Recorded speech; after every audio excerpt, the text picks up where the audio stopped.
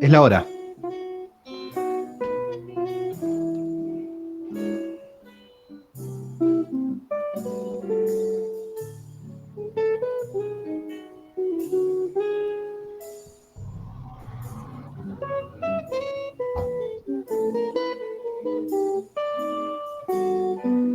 Bienvenidos a Detesta Podcast.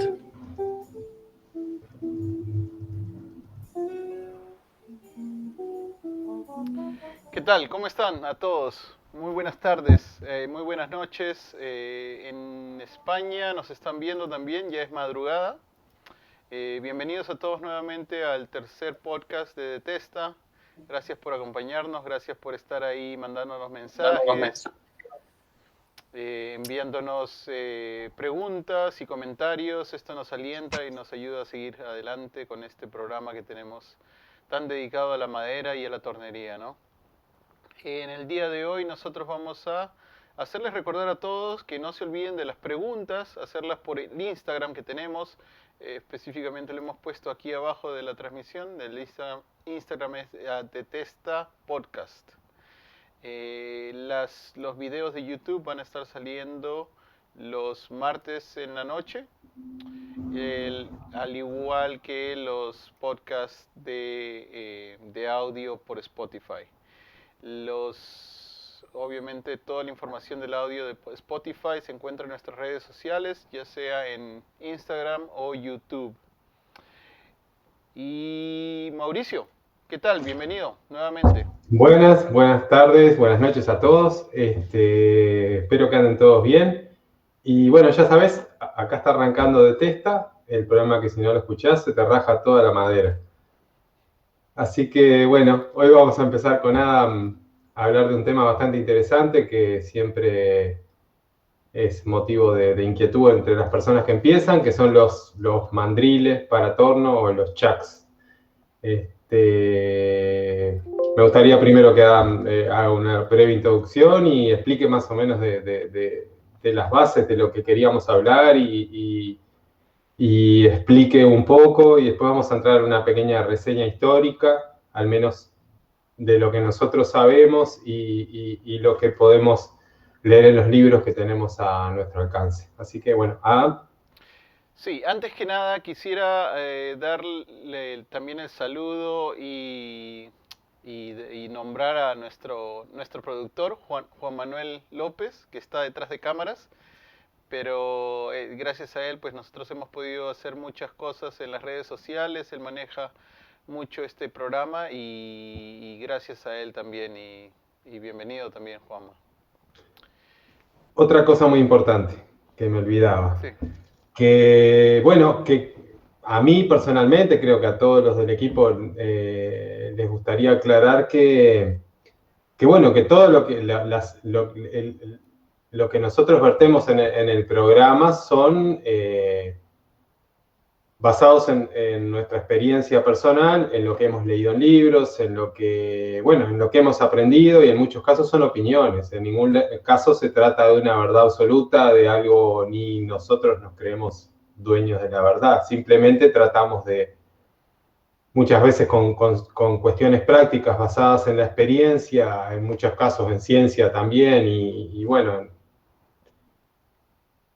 tratar de compartir ese conocimiento, pero en ningún caso se trata de una verdad absoluta, ¿no? Siempre es bueno escuchar todas las campanas y ver qué es lo que a uno le funciona, le viene bien. Ni hablar que en el caso de todo lo que es histórico, estamos nombrando las citas siempre, mostrando cómo va a ser hoy fotos sacadas de libros, para respaldar lo que uno está diciendo, o sea que son muchas cosas que vienen en el oficio de mucho tiempo atrás. Así que bueno, ahora sí, Adam. Sí, tal cual. Bueno, entonces el tema principal, el tema inicial de hoy del discurso, del podcast de hoy, es acerca de los platos de garras, ¿no? Como ustedes saben, muchos de los torneros aquí hoy en día piensan o tienen la mentalidad de que si no tienen un plato de garras, pues no pueden hacer las cosas, ¿no? O no pueden trabajar como torneros. Y creo que ese es un concepto un poco errado, ¿no? Porque sí, puedes trabajar como un tornero y puedes hacer muchas piezas, y se han hecho muchas piezas sin tener un plato de garras. Ahora, el plato de garras no es no es un dispositivo o no es una herramienta que se ha creado hace 30, 40, 50 años. Este plato de garra, como lo vamos a ver más adelante con la instrucción de parte de Mauricio, vamos a darnos cuenta que estos platos de garras existían muchos años antes, cientos de años antes. Entonces, muchas de estas cosas no son ciencia nueva, esto se había creado, y si se puede trabajar como un tornero sin un plato de garras, sí se puede trabajar como un tornero sin el plato de garras. El plato de garras ayuda, sí ayuda mucho más, mucho más al agarre en las piezas, pero no es pues algo que a mi parecer no es algo muy esencial para determinar el profesionalismo de un tornero, ¿no? En fin, le voy a dar paso a Mauricio, que nos va a hablar un poco acerca de la historia y de lo que es los platos de garra. Bueno, primero que nada quería citar a David Ellsworth, que hay algo muy lindo que leí una vez, que le escribió, que decía que finalmente, después de tanto tiempo, estamos aprendiendo a sostener madera en el torno. Yo acotaría, y aparte Ellsworth en algunas cosas es bastante inocente, imagino que no mirará muchos videos de YouTube, sino sabría que mucho no hemos aprendido, al menos en el ámbito global. Yo diría que lo que hemos es reaprendido cómo sostener madera en el torno, ya que, como vamos a tratar de mostrar ahora, el tema de crear un sistema mecánico de sujeción que sostenga una pieza redonda, cuadrada o con una forma irregular en el torno, ya podemos empezar a verlo en libros del siglo XVIII, por ejemplo. Fabricados en metal, de 2 garras, de 3 garras, de 4 garras, autocentrantes, individuales. O sea, no es algo que se haya creado en los últimos tiempos.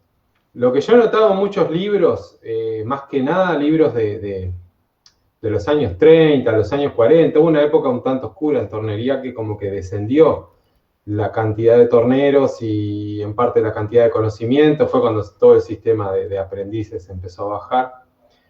Y algo interesante es que, claro, antes no había tanta conexión entre torneros y estaban los de campo y los de ciudad. Mi mejor deducción es que en el momento no todas las personas tenían acceso a platos mecánicos, no todas las personas ni siquiera quizás tenían acceso a los libros, porque no hay que olvidarse que no era tan fácil llegar a comprar un libro en el siglo XIX, por ejemplo, menos a veces para una persona de oficio. Entonces lo que creo es que, bueno, primero no todas las personas conocían de su existencia, y después también, en la época que yo les mencionaba, empecé a notar como una especie de desprecio hacia ciertas herramientas, el mismo tipo de desprecio que hay hacia las herramientas llamadas raspadores, o que hubo una escuela en los 60s o 70s en la cual estaba, por ejemplo, Gordon Stokes en Inglaterra, que tendían a creer que era inferior la persona que utilizaba una herramienta plana. Yo diría que lo difícil es no saber sacar el mejor provecho de esa herramienta plana. Porque, como decía Frank Payne, por ejemplo, ¿por qué desprecian una herramienta plana si ellos, por ejemplo, hacen todo el trabajo con una gubia y después todo el trabajo que hicieron con la gubia lo arruinan con una lija gruesa? Entonces estás volviendo otra vez al principio. Lo mismo pasó con los platos. Yo lo escuché decir incluso a torneros viejos de acá, y lo he leído en libros, que despreciaban a las personas, decían que no era de tornero de madera utilizar un plato de metal. Creo que primero desconocían que ya se habían fabricado platos para tornear madera hechos de metal. Ellos lo que hacían era endiosar al famoso cepo, el plato de tornillo, que hoy día hemos demostrado que es una herramienta utilísima y mucho más segura la mayor parte de las veces que un plato de garra, en el caso de las formas huecas, por ejemplo, o para sostener cuencos mientras torneamos toda la parte exterior. Y recurrían también al cepo y hacían una especie que, en eso tengo que decir que adhiero, hacían una especie de culto al manejo del cepo de madera, ¿no? Que es un plato hecho con madera en donde las piezas se encajan a presión, a veces con la ayuda de tiza, de talco, para que se aguanten un poco más, o mojándolas a veces para que tenga más agarre aún. Lo que ha pasado hoy día que abusamos tanto de los platos que nos oxidamos en el arte de saber utilizar un cepo, y muchas veces el cepo nos sería más útil, más rápido, y nos permitiría hacer un trabajo mucho más limpio que si utilizamos un plato de garra. Muchas veces si andamos con lija cerca, en el caso de un cepo, podemos lijar un poco el pedazo de madera, pero no estamos arruinando las garras del plato.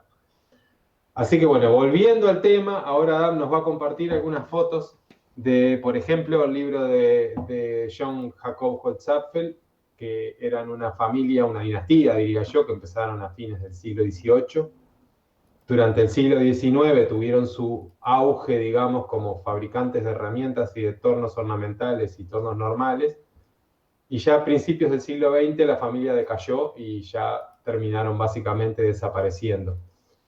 Hicieron una serie de 5 libros durante el siglo XIX en la que básicamente se describen todas las técnicas existentes hasta el momento en tornería, desde historia, aparatos, herramientas, trabajo de marfil, trabajo de madera, trabajo de maderas duras y torneado de metal a mano.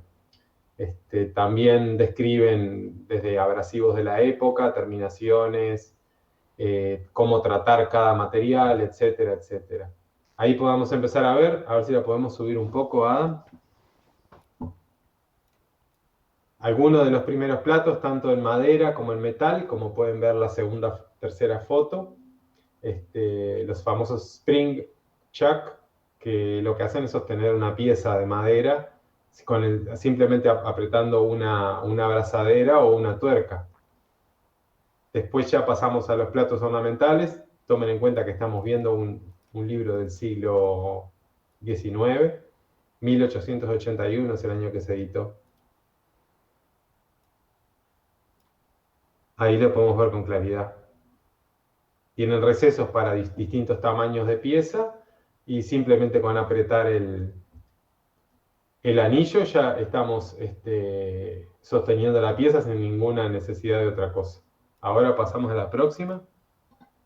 También tenemos uno para sujeción externa. Ahí tenemos un plato autocentrante en un libro de hace 150 años, o plato universal de 3 garras, muy similar a los que se utilizan para metal también, pero con cuidado se pueden usar sin problema en madera. Y quería hacer el hincapié de que, ojo, estos son platos universales y son platos que estaban siendo usados para madera. O sea, no solamente para Están metal. en un libro que está dedicado De específicamente la al madera. trabajo de madera y marfil. Ujú. Ahí tenemos el dorso del plato universal, cómo funcionaba.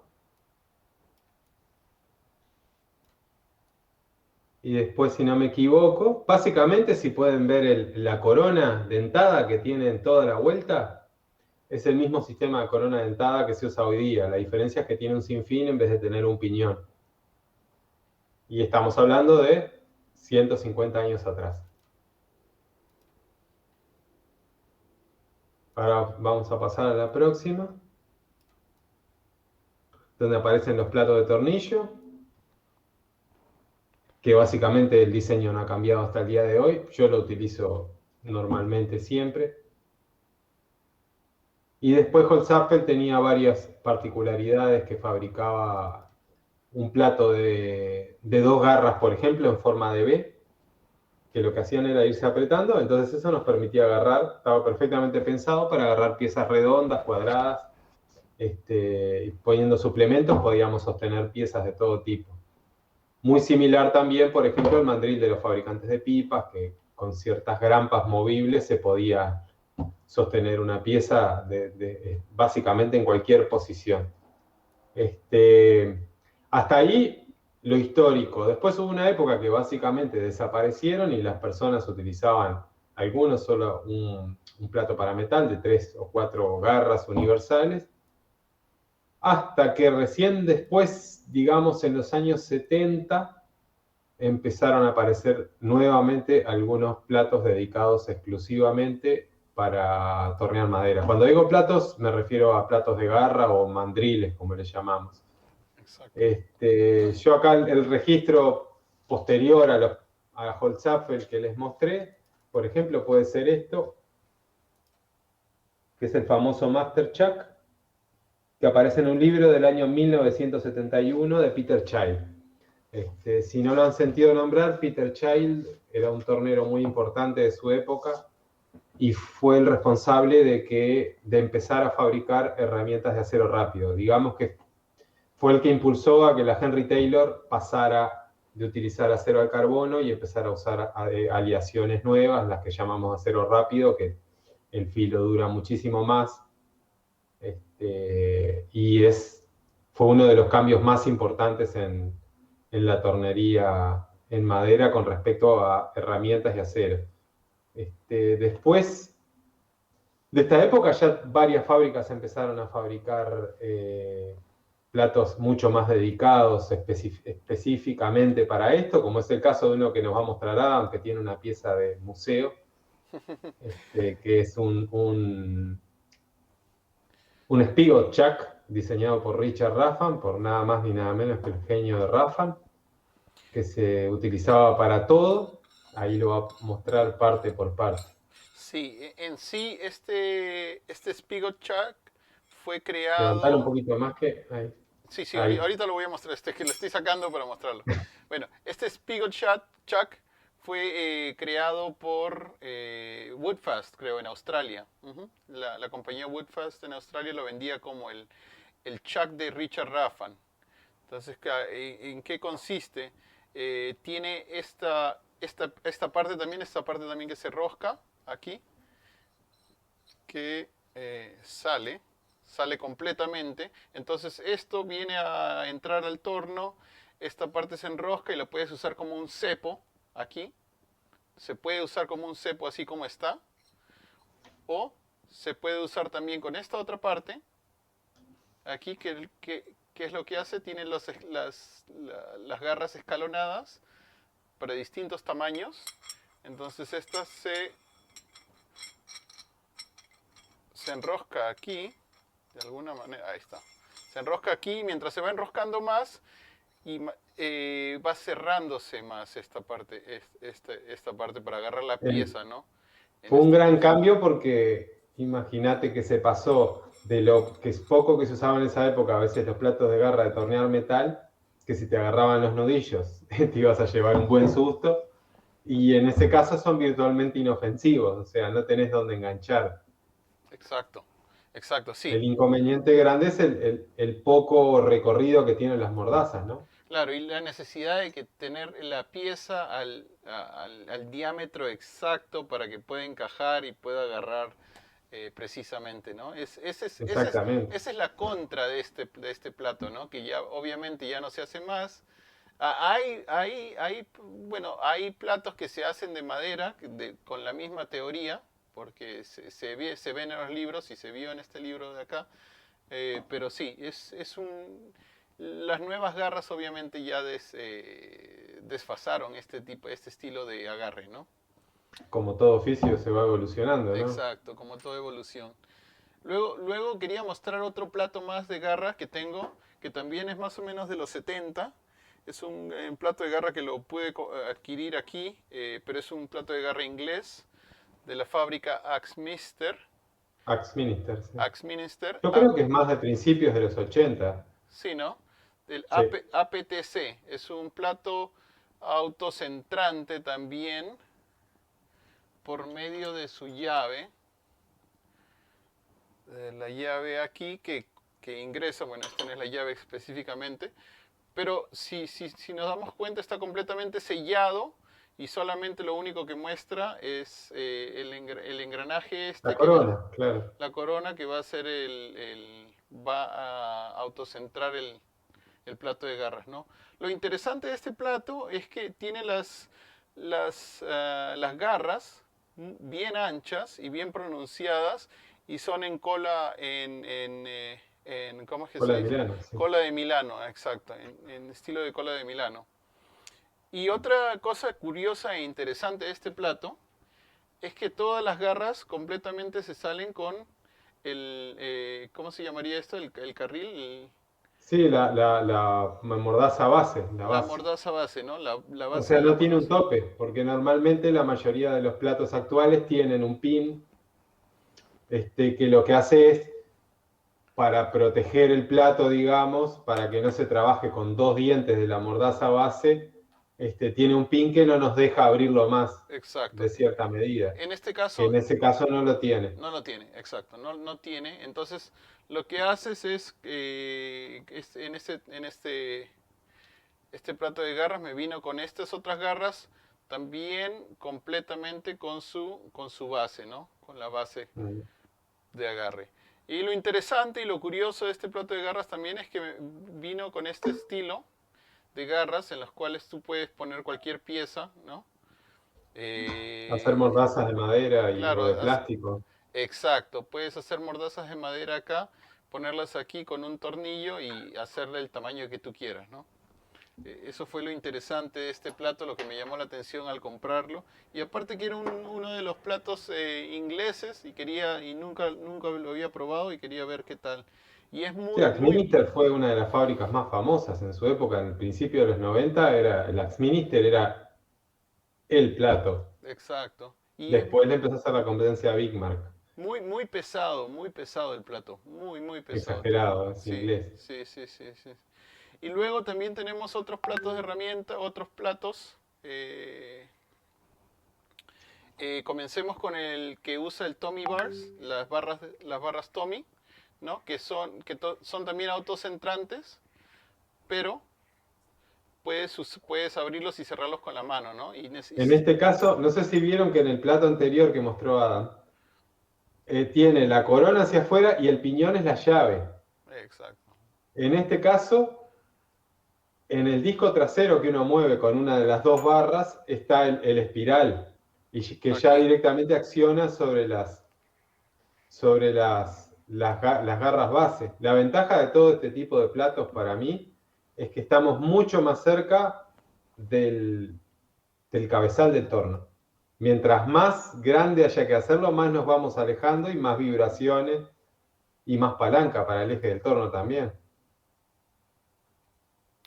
Como que ex- son más chatitos. exacto.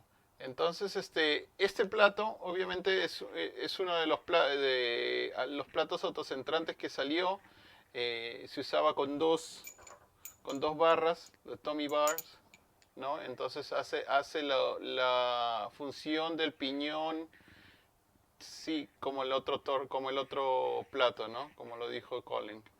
Es bien sencillo el sistema Sí. y muy duradero. Sí, y mucha gente lo desprecia, ¿no? Porque dice, Yo no, los prefiero. es un plato barato, porque tienes que usar las dos manos a veces. No Ah, necesariamente a veces, sí, exacto. No necesariamente entiendo. necesitas usar las dos manos, Tengo. ¿no? Porque puedes, Yo eh, traje para mostrar un sistema igual que es casi lo mismo que es este. ajá, ese es el mismo, pero en Pero este otro, es un One Way. ajá, One Way es fabricado en Canadá. Hay que tomar en cuenta que, o sea, la gran mayoría de las empresas hoy día mandan a fabricar las cosas a China para abaratar. Pero quedan algunas marcas como Axminister, no sé qué es lo que hace hoy, pero como el de Adam que es hecho en Inglaterra, estos One Way son hechos en Canadá. En mi experiencia personal tengo uno hace 21 años en uso y no lo he podido romper y es un uso bastante abusivo. Está Big Mark en Australia, que está en los top, digamos, de calidad. One Way en Canadá y esta marca Axminister en Inglaterra y del resto es todo chino, ujú, e- absolutamente. efectivamente, ¿Qué no. otro nos vas a mostrar, Lama? Igualmente, nosotros, nadie nos da un centavo por nada, No, por, solamente es lo por, que hab- decía hoy, por mostramos cosas que a hablar, por nosotros hablar han de uno del funcionado, otro. en la práctica lo bueno se ve. Exacto. No, es lo que tenemos y es lo que usamos, ¿no? Luego De en lo todos que... modos, en algún otro capítulo vamos a mostrar sistemas de sujeción sin necesidad de utilizar un plato de garras. Exacto. Hoy día estamos viendo que la gente abusa de los platos de garra y lo que hace eso es atrofiar un poco nuestra capacidad de usar la inventiva para sostener piezas de maneras más simples. Exacto, tal cual. Luego, en la misma línea de los Big Marks, tienes el más grande que tienen ellos, ¿no? El BM 120, que como... 150 es el más grande, sí. Sí, ese es 120, luego es el 150, sí. Ahora sí. Como ustedes ven, no se ven los piñones, está completamente sellado el sistema, sellado, y lo que se usa es la llave, una llave como una llave Allen, pero de las más grandes, para De poder 10. abrir y cerrarlos, ¿no? Entonces eso hace que el plato de garras sea un poco más fácil de usar, ¿no? Porque solamente usarías una mano para abrirlo y cerrarlo, Más pesado también, ¿no? más Hablamos pesado, de que ese plato con sus mordazas pesa 4,5 kilos, para que tengan una idea. exacto, y no le entraría el polvo, ¿no? Al mecanismo que está del piñón y el rack adentro, ¿no? Otra ventaja de ese plato es que tiene un plato divisor atrás, en Oh, perdón. 24, Ujú. que en todos los trabajos, por ejemplo, si tenemos que hacer flautas en patas acanaladas o lo que sea, tenemos, yo lo uso mucho para las coronas de los ajedrezes y eso nos sirve para dividir en partes iguales la circunferencia. Todo eso se puede hacer también haciendo un plato de MDF, pero si ya lo tenemos incorporado es una tremenda ventaja. Exacto. Y para terminar con los platos que les iba a mostrar, este es un One Way, canadiense también, que tiene las mordazas, y las mordazas son, como ustedes pueden observar, son aserradas. No sé si se puede ver ahí. Ahí está. Mis Sí, preferidas. son mordazas aserradas, dependiendo del gusto del tornero, ¿no? Hay unos que les gusta tenerlas aserradas, hay otros como Rafan que no les gusta porque dice que marcan. Entonces depende del gusto. Ahora, si podemos Y observar en depende la cuán parte... fuerte uno quiera sostener la pieza, ¿no? Exacto. Ahora la parte de atrás, como ustedes pueden observar, es completamente abierta. Se nota que el mecanismo está completamente abierto y se usa esta llave que viene acá para poder abrir y cerrar el plato, ¿no? Hace la función de piñón, la Ajá, llave. exacto. Son tremendamente pesados. Estos platos son muy pesados y trabajan muy bien.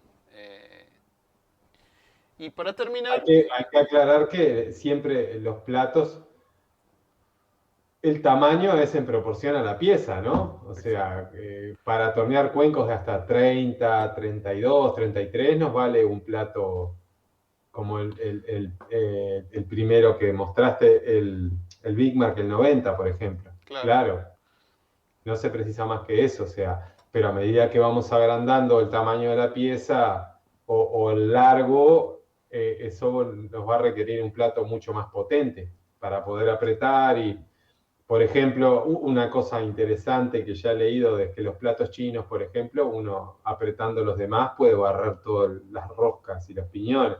Eso es muy raro que pase con un plato de calidad por el tratamiento térmico, la calidad del acero. claro. Usualmente estos piñones se barren Me ha y ahí pasado. es donde tenemos el problema, ¿no? El problema más grande.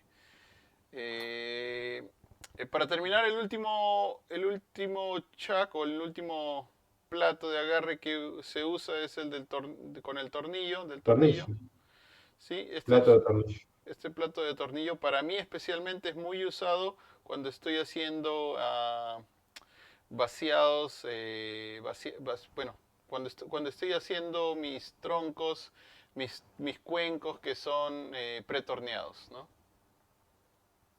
Yo utilizo uno igual, pero hecho de madera, ¿no? De madera con un tornillo central. Pero Exacto. el concepto, digamos, es exactamente el mismo, porque a medida que uno aprieta, se aprieta cada vez más cuando lo va enroscando y desenroscarlo es facilísimo. Uno siempre busca los métodos más rápidos y cómodos para sostener las piezas de madera. Así es, así es, así es.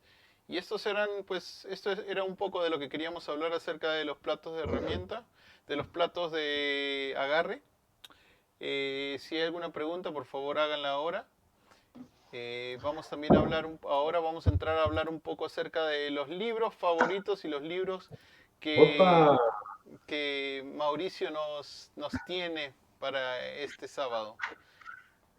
bueno, yo básicamente creo que nos pasa a todos, es que, bueno, le debemos gran parte del conocimiento que tenemos del oficio a los libros. Los libros hacen que muchas veces el escritor uno lo sienta como un amigo porque muchas veces cuentan cuestiones de sus vidas personales y cómo llegaron a la tornería y accidentes que tuvieron, encuentros con distintas maderas. Y uno a partir de eso va tomando cariño y camaradería, ¿no? Con algunos. Hay libros que nos enseñan mucho y libros que básicamente uno los recibe, les pega una leída y los deja en un rincón. Y hay otros que uno recurre constantemente para refrescar, los lee, cada vez que los lee descubre cosas nuevas. Eso es una de las magias de los libros. Algo muy bueno es que los libros hoy día, como poca gente lee, se consiguen usados por muy poco dinero. Bueno, en inglés, como ya hemos hablado, porque en castellano no hay una gran cantidad de libros, y algunos son traducciones o malas traducciones. Y yo por mi parte quería los que, para mi humilde opinión, han sido importantes para mí. Yo considero que para cualquier persona que se esté iniciando en el oficio son importantes. Casi todos se consiguen fácil por poco dinero. Hay libros que al revés no se han reeditado y son muy caros o difíciles de conseguir.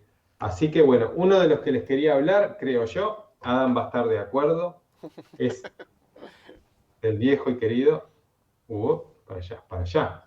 Ajá, ahí está. Richard Raffan. Este libro se llama Turnbull Design, o sea, de diseño en el cuenco torneado, ¿no? Básicamente de lo que habla este libro, de la forma, de la importancia de la forma en la tornería. No maneja tanto la técnica, sino que toca bastante en profundidad el tema del pretorneado, que es algo que yo aprendí a pretornear cuencos con este libro de Raffan. Para mí es una obra maestra. Richard Raffan es un escritor tornero y escritor muy pragmático, o sea que es un tipo práctico que va a la práctica y se asegura de que todo lo que haga funcione. Todos los consejos que él da, uno los pone en la práctica y funcionan. Y obviamente tiene una gran habilidad para explicar y ser entendido. Creo que Adam lo sabe, lo vio trabajar en persona y lo puede corroborar.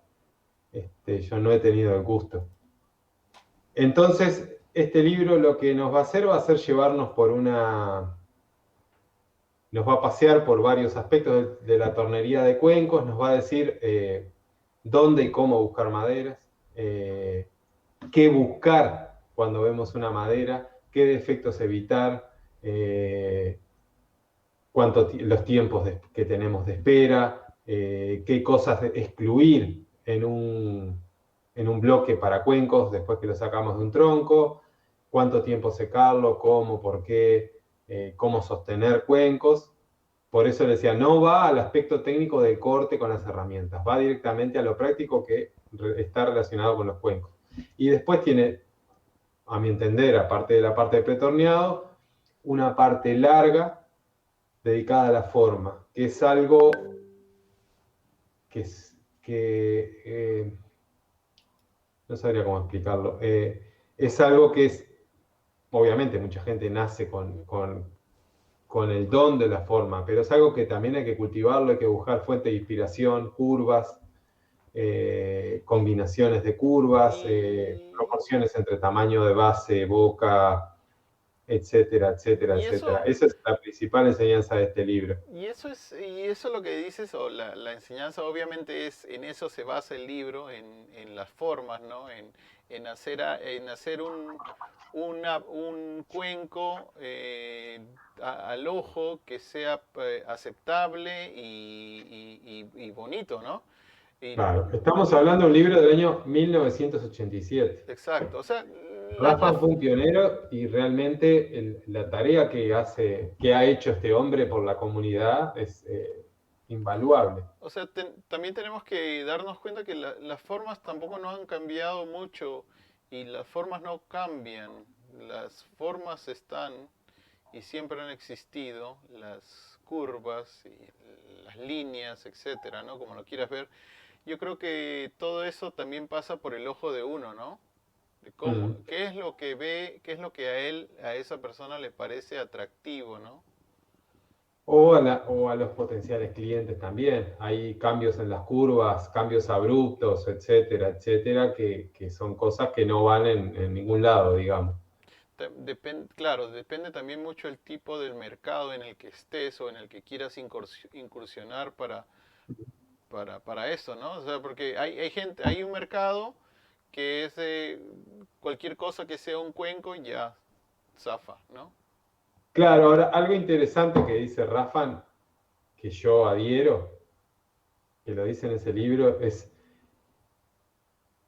que no hay que recaer, eso es algo que dijo Rafa, yo adhiero, en apreciar los cuencos por la beta, que es algo que a todos nos ha pasado, que digan, ay, qué linda beta. No, no. Rafa dice, cuando vos llevas ese cuenco a tu casa, después de usarlo un tiempo, el color se va a ir, o sea, el veteado por lo general se va yendo y lo que queda es una forma. Ujú. Si la pieza tiene una fea forma, la persona lo va a dejar en un rincón o lo va a tirar. Pero si la pieza tiene una linda forma, por más que la madera sea lisa, las personas lo van a seguir admirando, tocando,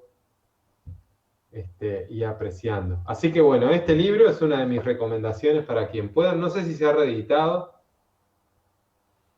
Yo creo que sí tiene Se llama nuevas. Turn Bowl Design. Sí, Es súper práctico para quien quiera aprender a... No tiene nada místico, nada. Es súper, hiper práctico para quien quiera iniciarse como tornero en el tema de los cuencos y en producción y en convertir árboles en cuencos. No bloques de madera que ya preparados, digamos. De hecho, Rafa habla mucho de evitar ese tipo de cosas, la madera comprada, porque primero por lo caro, ¿no? Para alguien que produce no tiene sentido. Ese fue el libro recomendado por hoy. Ya en los próximos episodios vamos a recomendar algún otro libro. No sé si excelente. Adam querés acotar algo acerca de Richard Raffan. No, no, no, sí, gracias a él, pues, bueno, he tenido la dicha de conocerlo un par de veces y pasar tiempo con él y la verdad es que es un honor y es un privilegio poder haber compartido ese tiempo, ¿no? Una persona que sabe tanto del oficio y más que nada él trabajaba y comenzó a trabajar en la madera por necesidad, por ganar dinero, no tanto por placer o porque tenía demasiado dinero y quería hacer un hobby, ¿no? Sino que era una persona que pues trabajó como un oficio, ¿no? Y hizo miles de cuencos. Sí, yo en uno de sus libros, Turning Wood, creo que es, él cuenta que tenía un buen trabajo de oficina y Sí, sí, como sí. que llegó un momento que no lo soportó más y se fue y compró una casita y cuando lo abrumaron las deudas empezó a Exacto. moverse con la Sí, tornería. por necesidad y sí. O sea, ya no era tan joven cuando empezó, sino que estaba en sus 30, digamos, ¿no? Exacto. Fines de los años 60 comenzó a tornear.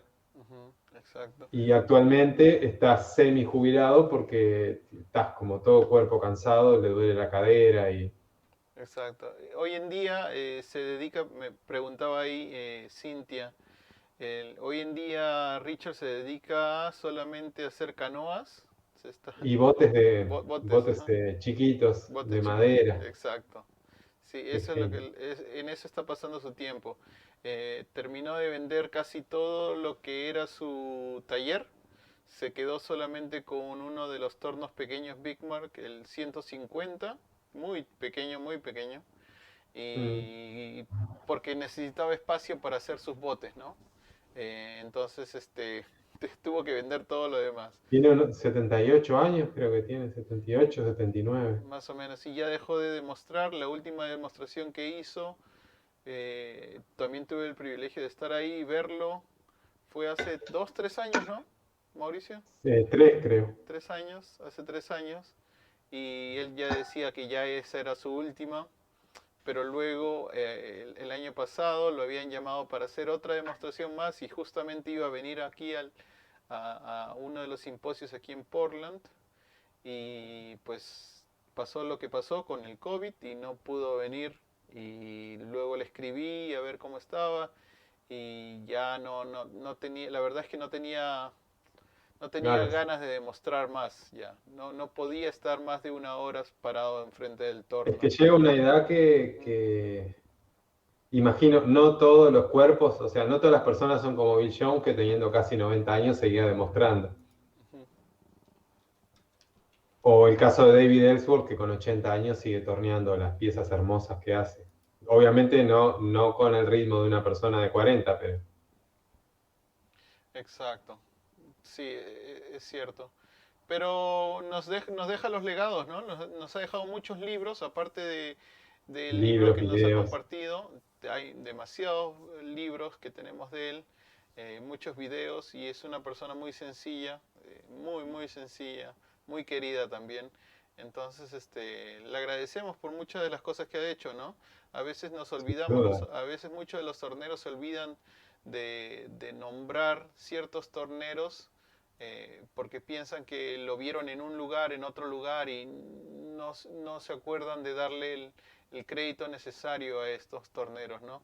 Pero Realmente. nosotros tratamos de dar el crédito y reconocer quién fue el que nos inculcó, nos empujó, nos ayudó en este camino de la tornería, ¿no? Y Sí, son personas muy desinteresadas que comparten lo que saben, porque para escribir tantos libros explicando todas sus técnicas son personas que son entregadas, no son personas que se quieren guardar para ellas lo que saben y tampoco están buscando ganar prestigio, ¿no? efectivamente. Es el caso de David Ellsworth, que o sea, les nace lo que hacen y les nace la tornería, ¿no? Como fueron también Ray Key, Bert Marsh, Bill Jones. Ya vamos a ir dedicando un capítulo a cada persona, hacer en lo posible alguna pequeña biografía acerca de las distintas personas. Nos preguntan ahí, ¿existe algún libro en castellano sobre tornería? Ay, Eh, sí, sí hay. Yo pero sé que hay. En España hicieron la Tauton. Yo creo que ellos tradujeron un libro de Raffan al español y se vendía en ¿sí? España. Hay uno, creo, de Phil Irons, que a mí personalmente no me gustó. Sería bueno, y eso es una buena pregunta, porque yo sé que hay un libro en español de Raffan que fue traducido al Hay, español. hay un par de libros antiguos de Gordon Stokes, Ujú. que era un inglés tornero que torneó hasta hasta los mediados de los 70, principios de los 80. Están pasables. Aprendés algunas cosas, tiene algunos conceptos que son muchos prejuicios personales, pero yo creo que son los primeros libros que tuve de tornería. Y un librito alemán que era traducido al español, que estaba interesante también. Pero después realmente no conozco, por eso conviene quien pueda aprender inglés. Exacto. Y si no, bueno, ya para eso es que estamos trabajando, para tratar de explicar, quien lo entendemos, tratar de compartir el conocimiento y explicar. Y bueno, ya en algún momento se podrá escribir un libro o hacer un compilado. Claro, las memorias de Mauricio. No. Bueno, Bueno, si no hay más preguntas, no hay más preguntas. Entonces pasamos a lo que es la herramienta del día. Mauricio. ¡upa! Bueno, yo trato de meterle, es como las termitas que se van comiendo todo, de meter el bichito de algunas herramientas que también me llegaron a mí y de compartirlo, ¿no? Porque a veces hay herramientas que son desconocidas en general, porque muchas personas no lograron descifrar cómo se utilizaban o no lograron encontrarle una aplicación. Yo lo mostré en el primer programa, en el piloto, como una de mis herramientas favoritas. Y bueno, se trata de la herramienta punta de pirámide o point tool en inglés. Se trata de una herramienta hiperútil en más que nada el trabajo de maderas duras. Lo usaban los torneros de maderas duras y marfil. En realidad, la Point Tool, como la conocemos ahora, es una herramienta bastante reciente, porque se generó a partir de una mala interpretación por parte de Bill Jones de una foto que vio en un libro. O sea, él ya era una persona que llevaba 5 generaciones de torneros de marfil y maderas duras. ¿Y qué pasó una vez? Al menos lo que estoy repitiendo es lo que yo leí en sus libros, de sus propias palabras. Sus libros son un recopilatorio de una especie de anecdotario que él hacía, desde describir trabajos, hablar como si fueran personas las herramientas, que las escribía para una revista. Lo que él cuenta es que él malinterpretó una foto que vio en el libro de Holzapfel, que fue es la que vimos hoy, y hay una herramienta llamada Point Tool, que él pensó que era esa y cometió el error de creer que tenía 3 caras, cuando en realidad tenía 2. Creo que en realidad lo que hizo fue misturar 2 herramientas de la época de fotos de los grabados de los libros de Holzapfel. La Point Tool original, por decirlo de alguna manera, es esta herramienta. Hice unos modelos en madera grandes para que se vea. O sea, si uno lo pone así, tenemos una punta con 2 filos. Si esto lo llevamos a la actualidad, es la herramienta que hoy día se le llama spear point, ¿no? O punta de lanza. Digamos que esta fue la herramienta, esto sería una point tool original, hoy día se le cambió de nombre. Ahora, Bill, en el momento de llevarlo a la práctica, ¿qué hizo?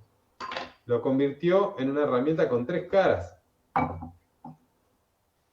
como esta. Más para la derecha, Mauricio. Okay. Ahí está, ahí está. Ahí. Ahí se pueden ver las 3 caras. Ahí se ve perfecto, ¿no? Perfecto, sí.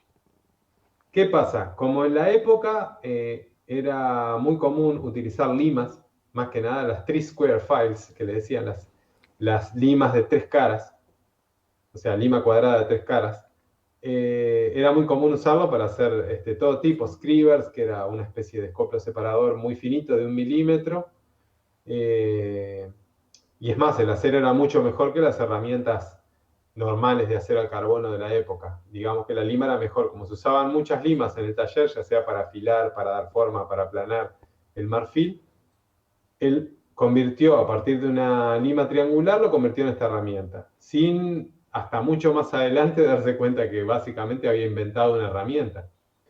Y él mismo fue descubriendo el modo de utilizarlo. Básicamente se usaba mucho, digamos que es una especie de formón oblicuo para materiales muy duros.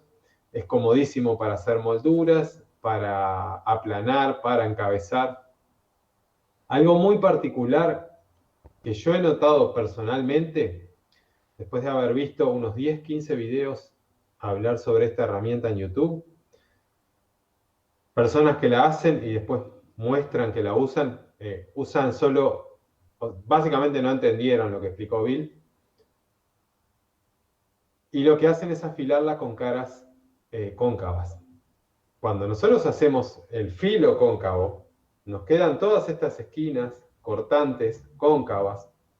Entonces lo que hacemos es limitar el 90% de las posibilidades que tiene esta herramienta. Bill nunca explicó eso. Bill decía que si uno lo afilaba en el canto de la piedra, incluso él hace en una demostración con la mano, explica, le preguntan, ¿y cómo la afilás? Y dice, si es en el canto de la piedra, tenés que subir y bajar para lograr, con algo redondo, hacer algo plano. Y si no, la afilás en el costado de la piedra, de plano, y ahí sí lográs una superficie plana. Y después la podemos asentar directamente en un trozo de lija o una piedra. Lo que le pasó a Bill, a pesar de que él aseguraba que la más cómoda era la barra triangular, para todo creo que más era por una cuestión de costumbre, que una vuelta fue a a un simposio de torneros, ¿no? Que había herramientas y todo, y vio unas barras redondas de acero rápido. Dijo, harían unas hermosas point tool. Entonces lo que hizo fue comprar unas barras redondas, las convirtió en point tool, y eso fue lo que más se popularizó como la Bill Jones point tool. Es mucho más fácil producirlo, ¿por qué? Porque hasta ese momento no había ningún fabricante de herramientas que estuviera fabricando en acero rápido barras triangulares, con las tres caras iguales. Bill Jones era tan cabeza dura que al poco tiempo convenció a un amigo que era fabricante de herramientas, creo que era Ashley Iles, de que le fabricaran barras largas triangulares de acero rápido, pero dice que después le dijeron que era tan caro que no. Claro. Pero ella se había comprado un montón y tenía para todas sus herramientas, que si uno ve algunos videos se va a dar cuenta que tiene hechas de barra triangular. Es lo mismo, si los hacemos con barra redonda, yo los que utilizo son de barra redonda, nunca puse en práctica ninguno en funcionamiento de barra triangular. Acá tienen la misma herramienta hecha de barra redonda y acá la misma triangular. O sea, básicamente el principio es el mismo, ¿no? Son tres caras que hacen tres filos cortantes, que no son tan agresivos como un formón oblicuo y son comodísimos de usar. Este tipo de herramientas, como prácticamente todas las herramientas en el trabajo de materiales muy duros, llevan mangos muy cortitos, mangos de 14, 15 centímetros, alcanzan y sobran. Bill Jones era conocido por usar mangos extremadamente cortos, 12 centímetros, 13 centímetros, que si uno lo mira. Yo lo que les recomiendo es que no tengan miedo, o sea que si a ustedes les parece que un mango es chico, prueben de hacerlo más chico todavía. Van a ver que después con un poquito de práctica se van a dar cuenta que son comodísimos. Ahora, en lo que respecta a las point tools, las medidas más útiles son 1/4 y 3/8. Ya la de medio es práctica, pero es hasta grande, y la de 5/8 es una exageración. Acá les voy a mostrar para que tengan una idea. Por ejemplo, acá son las herramientas que vienen más estándar de fábrica. Estas son Thompson, de acero CPM10B. Derecho, ahí está, ahí estás. Acá tienen al medio una de 1/4, acá una de 3/8 y acá una de media pulgada. Media pulgada es bastante pesadita, pero es comodísima. Yo les diría que si quieren tener solo dos, con una de 3/8 y una de 1/4, alcanza y sobra. Y si tienen que tener una sola, la de 3/8. Ya 5/8 es incómoda. Yo me la hice y no le encontré gran utilidad. Para quienes usan guyas para cuencos, con los culitos de las guyas para cuencos, o sea, una vez que se les gasta la parte de la canaleta, se pueden hacer una hermosa point tool sin gastar. Claro. Pero quedan bastante cortas, igual funcionan. Como les decía, bueno, como todos tenemos nuestras vicisitudes, como les explicaba la otra vez, a mí con la práctica me di cuenta que era más cómodo tener un mango más corto y la parte metálica más larga, entonces me conseguí estas barras hermosas de 20 centímetros y me hice algunas con el mango más corto. African Blackwood, Palo Santo, Jacarandá y Guayacán, Argentina. Y hasta acá, lo que respecta a la point tool, creo que ya ha sido bastante exhaustivo. Sería lindo hacer algún video en algún momento de la utilización y tratar de mostrar cuáles son sus principales utilidades, que realmente es algo que habiendo revisado y buscado, no he encontrado nada realmente que aclare cómo es el funcionamiento. Te he visto, Mauricio, pulir Sí. una pieza de quebracho colorado cuando estabas haciendo una demostración en Sí. Catarañá, que estabas haciendo una cajita y puliste con uno de los biseles una pieza de quebracho colorado. Me pareció una herramienta fabulosa, súper versátil. Prácticamente podemos dejar la pieza terminada sin necesidad de lija. Sí, sí, más que nada en maderas duras es donde sobresale esta herramienta, ¿no? Por el modo que tiene de trabajar, si las maderas ya son más blandas, va a tender a desgarrarla un poco, pero por eso están los distintos conceptos de las técnicas, ¿no? Según la dureza de cada madera. Y ni hablar para todos los que hacemos roscas, lo útil que es para limpiar los hombros, los asientos, para encabezar. Realmente es una herramienta, Adam, lo Y, puedo decir porque le ha picado el bichito también y se sí. volvió adicto. Y es ahí donde tú dices la importancia de mantener esta herramienta bien afilada y afilarla de acuerdo, ¿no? O sea, correctamente. ¿Plana o levemente convexa? Ujú. Exacto, plana. Ujú. Sí. O levemente convexa, Pero cóncava nunca. exacto. Y ese es el problema, como dices, ¿no? Usualmente lo que ves aquí o lo que se ve normalmente el uso de del point tool, lo que he visto, ¿no? Lo que mayormente la uso, lo que mayormente la usan es solamente para llegar a puntos donde no puede llegar otra herramienta, ¿no? Usan solamente la punta para limpiar, ¿no? Pero no la usan para más nada.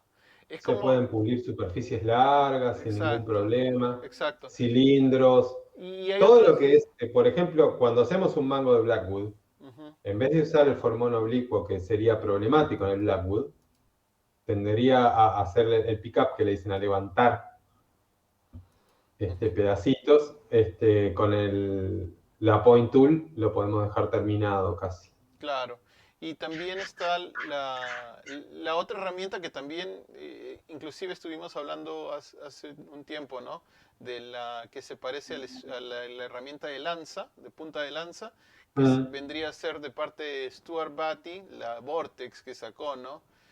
mm, Pero no tiene la funcionalidad que tiene la point. la Point Tool, ¿no? La herramienta de Hay punta. varias que han salido que son como una versión o inspiradas en la point de Bill Jones.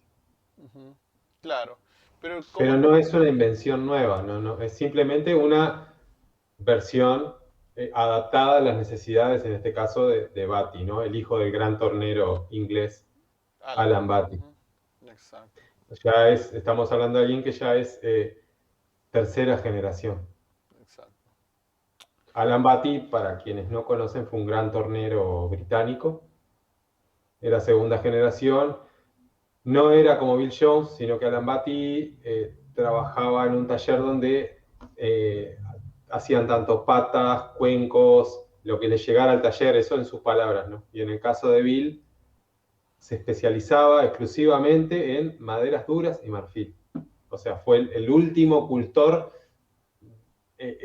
de esa rama tan específica del oficio, ¿no? Que hoy día muchos rescatamos en lo posible todas de sus técnicas, pero tampoco nos dedicamos 100% a eso.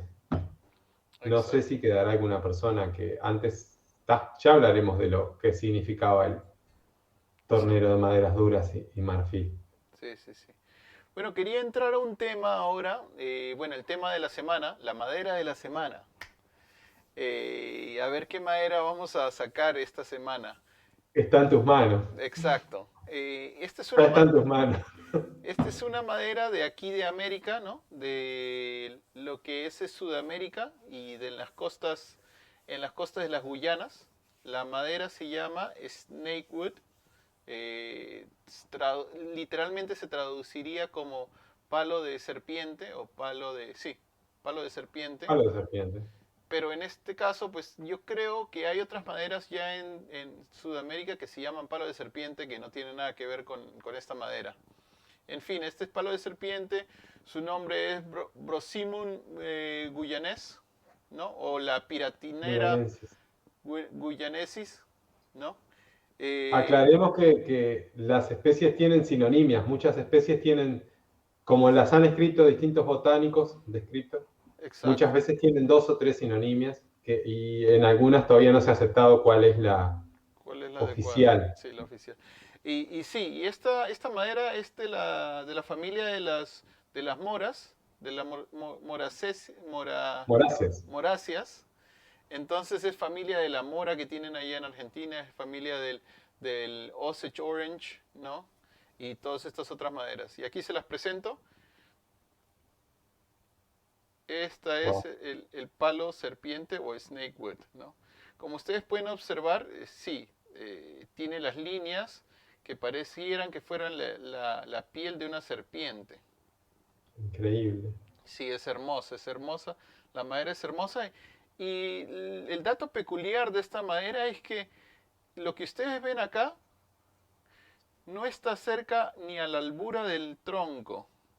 Esta parte de madera que ustedes ven acá salió, y si se fijan aquí, estos son marcas de hachas. Y estos troncos salían en hacha, los cortaban con hacha, pero ¿qué cortaban? Solamente cortaban el corazón del tronco. Lo que sirve y lo que da esta figura de la madera es solamente el corazón del tronco. Entonces, ¿qué hacían? Cortaban solamente el corazón para sacar esta madera y desperdiciaban y botaban, tiraban o lo usaban como leña la otra parte, ¿no? Del tronco. Entonces estos troncos venían en 12 pulgadas de ancho, ¿no? 12, se imaginan 12 pulgadas de ancho de un tronco para sacar solamente 3 pulgadas de diámetro de madera usable, y que ni siquiera es tan usable como ustedes pueden observar. Y lo que tiene de esta madera también es que tiene muchas rajaduras, tiene pequeñas rajaduras y tiene rajaduras microscópicas. ¿Y esto por qué? Obviamente por ser madera de corazón. Y Extremadamente dura, ¿no? extremadamente dura. Y esto lo hace que la madera sea muy...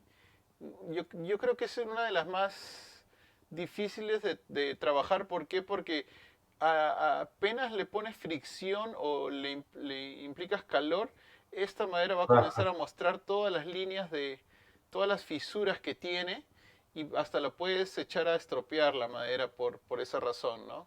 Entonces es un trabajo muy delicado que se tiene que tener con esta madera, pero en sí es una madera hermosísima y muy deseada. Hoy en día ya la tala indiscriminada se está tratando de parar, y no está en el libro de CITES como una madera en peligro, pero se ha bajado la exportación de esta manera, ¿no? Esta madera la usan mucho, la van a encontrar mucho en los, ¿cómo se llama? En los arcos de violín. Arcos de violín. Es el sustituto del pernambuco que hablamos el programa pasado. Exacto. Y también ¿cómo se llaman? Los canes. Bastones. Los bastones. Muchos de los bastones tienen esta madera también. Están hechos de esta madera. También los palos muchos de los palos de billar, ¿no? Aclaremos, Adam, que se trata, que creo que eso lo metiste, de una de las maderas más caras que existe en el mercado. También. Que un palo finito así de 1 metro de largo puede costar $2.000. Exacto.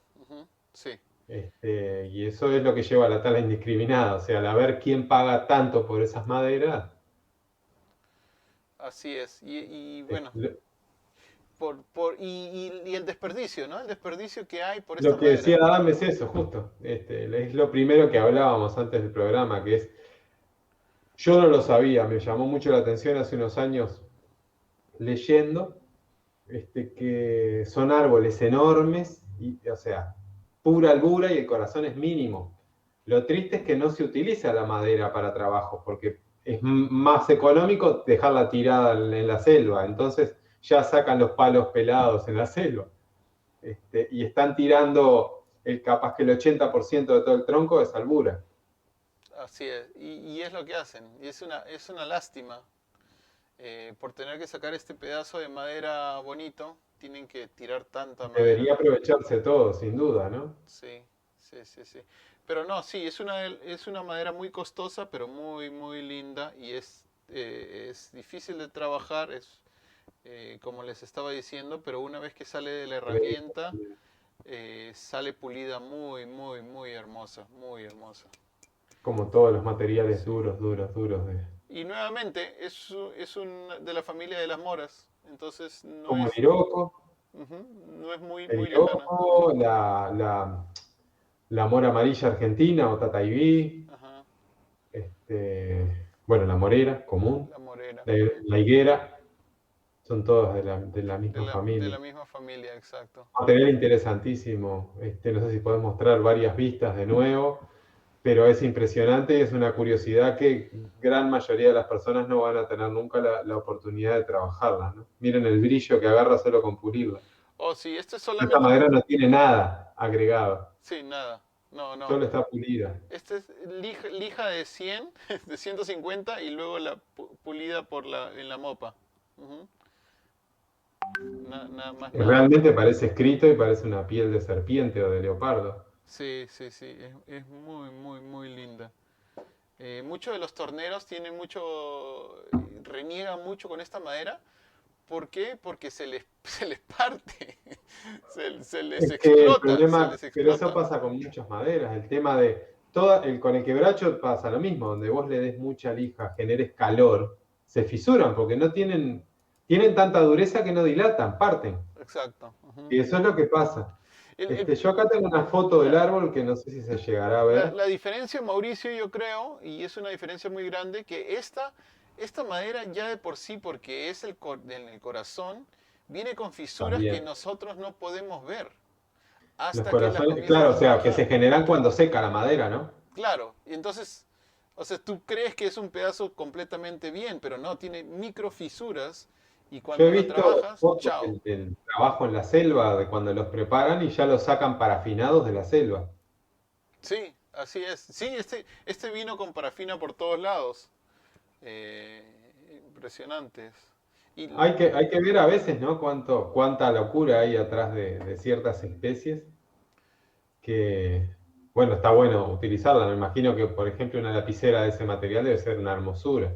sí, sí sale del torno. Pero me imagino que debe haber quien pague por tener un escritorio entero hecho de esa madera. Sí. Acá les voy a mostrar en un libro que también recomiendo, que es de árboles del Brasil. ¿Ese está en Amazon, ese libro? Imagino que sí. Hoy día son tres, sacaron un tercero, que aparecen, en total son 700, cubre más de 700 especies de árboles de Brasil, del cual trae información ecológica importante, estado de conservación, foto del árbol en la naturaleza, foto de la fruta, de la hoja, nos enseña a germinar la semilla, que es muy interesante para quienes queremos preservar las especies arbóreas, que es algo muy interesante para las futuras generaciones, ¿no? Y lo más lindo es también ver la foto de un árbol en su hábitat natural, que acá lo vemos. Acá, por ejemplo, la foto que aparece es de la albura.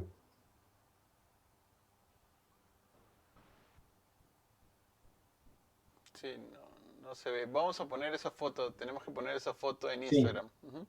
ahí tenemos dos especies del mismo género, Brosimum. Sí. Este, realmente son especies muy interesantes. Y entrando a ese tema, un poco el tema del libro de maderas, y Mm, quisiera también, antes que terminemos aquí, este libro a mí me gusta mucho. hermoso. Conoce tus maderas, dice. Una guía completa de árboles, maderas y veneers, ¿cómo se dice? Láminas. Láminas, ajá. Albert J. Constantino Jr. Muy, muy buen libro es este, muy buen libro. Hay muchos libros muy interesantes sobre, digamos que son racontos y descripciones de tablas de densidades de especies de madera. En muchas nos sirve para los que nos interesan las cuestiones históricas y en otros lo que tiene es que, claro, cubren especies que en el momento en que se escribió el libro eran populares, pero hoy día son inconseguibles, ¿no? Sí. Solo en algún pedazo de mueble, eso no suele pasar. Hay una parte en este libro que me gusta y quisiera jugar con Mauricio acerca de esta parte, ¿no? Esta parte habla acerca de prueba los conocimientos de madera, los quiz, es un quiz. A ver, te voy a poner una fácil, ya te voy a Es buscar una una fácil. adivinanza, bueno, A ver, voy a buscar una fácil. fácil, bueno.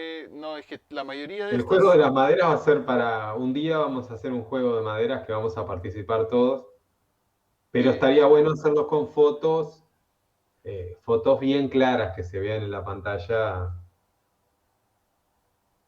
sí, es que, es que este quiz habla mucho de las maderas en Estados Unidos y de repente se te complique un poco más. Ok, ¿cuál es la madera más blanca conocida? ¿Cuál es la madera más blanca que se conoce? El holly, el acebo. Pero el holly americano. Ilex. Sí, ¿Cuál es la madera más negra que se conoce?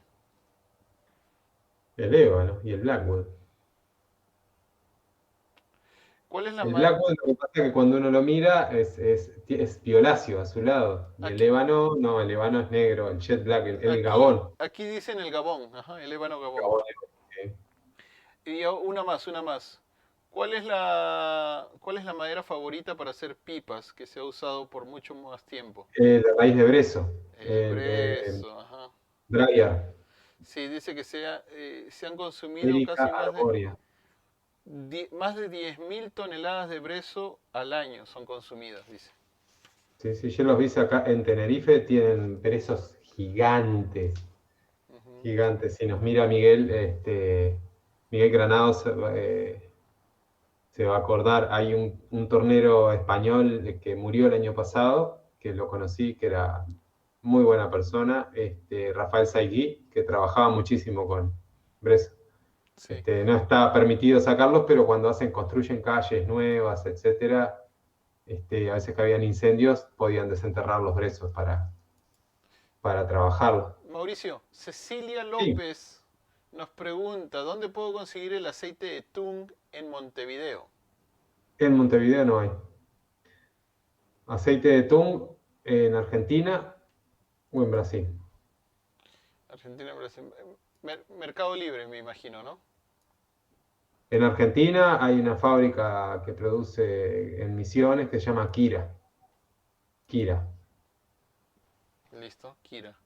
Para terminar, hay dos preguntas que nos han dado nuestros oyentes por Instagram. Juanma, tu tiempo. Bueno, Bruno de Playa Pascual nos dice, bueno, hola, ¿cómo están? Mi pregunta es sobre la madera pasmada, cómo se logra y en qué madera se ve mejor resultado. Gracias y arriba con el programa. Interesante. Adam, ¿querés contestar vos? La madera pasmada, uy, justamente aquí en el Pacífico Noroeste hay una persona que se llama Seri Robinson. Es una doctorada que se dedica solamente a trabajar, a estudiar el pasmado en las maderas, los hongos y los bichos que pueden estar y trabajar dentro de tu madera para recibir uno u otro resultado. Y ya es el segundo libro que ha sacado, ya va 2 libros que ha sacado. La he conocido, he podido hablar con ella, he podido compartir mucho, sacarle información también. Y es toda una ciencia, es toda una ciencia. Y es una ciencia que no es de ahora tampoco. Porque ella nos mostró en una de las demostraciones que tuve con ella, por allá por los siglos XVI, por el siglo XVII, ya se trabajaba mucho con el pasmado. Y eso es lo que yo no sabía, y es interesante. Porque Yo tampoco lo sabía. tú ves en los laminados, donde ponían, ya hacían los laminados y el pasmado ya con distintos colores en distintas muestras de arte, ¿no? Muy interesante, muy interesante. El pasmado usualmente, pues, tú tiras una madera que no puedes hacer esto con todas las maderas. ¿Por qué? Porque no todas las maderas se pasman. Hay Eh, maderas mucho más resistentes, claro. hay maderas Los hongos. resistentes, exacto, a los hongos, y no todas las maderas. Entonces, este es un tema que tenemos que abordar más adelante y tenemos que, creo que, meterle al... Sin duda que algo Sí, interesante es que se pueden cultivar esos hongos. O sea, uno exacto. puede guardar virutas de una madera muy pasmada que encontró en la naturaleza, Ujú, poner una pieza de madera de esa misma especie en una bolsa con esas virutas y pasmarla. David exacto. Ellsworth, por ejemplo, pasma la mitad, entonces para los troncos y le pone viruta pasmada abajo. Ujú, Entonces se empieza a pasmar de abajo hacia arriba y hace piezas mitad y mitad. exacto. Y tienes que... Es algo que uno puede controlar, se le puede poner levadura, Y los colores, los colores del claro. pasmado, las líneas divisorias de los pasmados, los colores. Uno creería, esto lo hizo con colores. No, hay distintos hongos que te dan distintos colores y Y es hay especies interesante. más propensas que otras, ¿no? Los Exacto. arces donde vos vivís se pasman Uf, hermoso. El haya en Europa, los ingleses usan mucho el haya pasmada. exacto. Ujú. Acá, por ejemplo, el fresno se pasma facilísimo, el paraíso se pasma facilísimo. Ahora, contrariamente a lo que muchos piensan, la madera cuando se pasma, primero es mucho más difícil de trabajar, porque el pasmado es un proceso de descomposición ayudado por hongos. ¿Qué pasa? Las líneas negras que aparecen en el pasmado, por lo general es sílice, está plagado de sílice, entonces desafila mucho más la herramienta que la madera fresca. Ujú. Acá podemos pasmar de todo, mora, ligustro, fresno, paraíso. Casi todas las maderas blancas se pasman facilísimo. Blancas Claro, livianitas, que son. suaves o semisuaves, sí. Ujú. Claro, el álamo se pasma facilísimo. Exacto. Pero sí, es un tema que vamos a hablar y vamos a abordar en Sí, en los excelente. próximos programas. Pero muy buen Mm, tema, muy buenos temas están saliendo y muy los estamos divertido. anotando y vamos a, obviamente, compartirlos más adelante. Juan Manuel, estamos ya sobre la hora. Estamos ya sobre la hora. Juan Cris nos escribió, nos pide, bueno, si podemos hablar un poco más de técnicas de roscado Para hacer un cómo, capítulo completo. sí, y sobre De cómo ma- siembrar cuencos verdes pretorneados. Sería bueno aclarar que hay una serie de videos de roscado de las demostraciones que hice en Santa Fe en el 2017. Están en YouTube con mi nombre, Mauricio Polenc. Ujú. Y son 2 videos de más de 2 horas, creo, dedicados exclusivamente a roscado. Exacto. Súper Pero, recomendable. pero sí.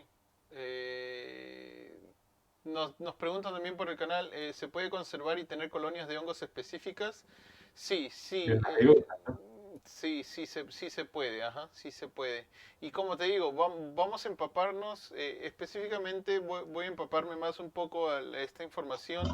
Voy a tratar de conseguir el libro de esta doctora para poder compartir esta información con todos ustedes. Pero sí, es interesante el tema del pasmado.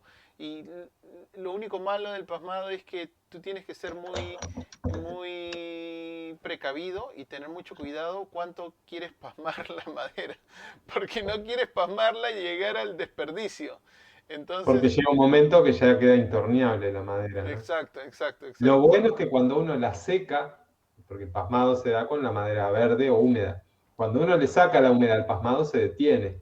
Ujú, exacto. Eh, es divertido. Yo en una época tenía mucho interés en el pasmado. Actualmente ya no tanto.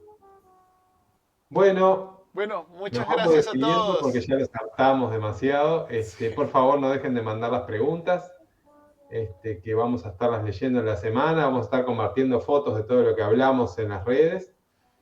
Y muchísimas gracias a todos por habernos Gracias. escuchado. Ah, Gracias, un abrazo a todos. Gracias por hasta mirarnos. luego. Hasta luego.